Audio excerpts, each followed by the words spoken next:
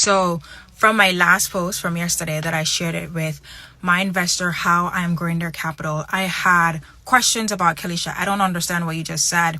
You had person like, wait, I'm still confused. You had person who were like genuinely interested, like, oh, that makes sense. So I'm doing this video to give you guys a simpler example so it makes sense. So here goes. Here's the perfect example. When you're trying to buy a home for your primary residence, you're going to go to the bank and you are going to ask them for a loan. They will likely give you to like 25 or 30 years to pay it back. And they'll say, hey, I'll give you 200,000 to buy this house. This is the interest rate. This is what your monthly payment is going to be.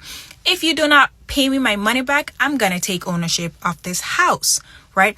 Same way if you want like a car loan, an auto loan, or a business loan, a car loan, a business loan, they are going to give you that loan for a certain amount of time for you to pay them back. And you're going to charge interest. And their goal is, if I give you this money, whether it's the bank for a car loan, a business loan, or auto loan, their main thing is, if I give you this money, do I see a way for me to get this money back, right? So it's the same with that investor. They are being the bank for the real estate deals. They are giving me a mortgage. They're giving me a loan for a certain amount of time, and I agree to pay that back, and I pay interest on that loan. So the difference with my investor and the bank, if you should walk into a bank, my investor is doing it on a smaller scale. The bank is an institution. They have access to larger funds, so they can do so many different loans and they have more money, right? So that's they're literally the same thing. The bank is an investor and a private money lender. My person is an investor / private money lender.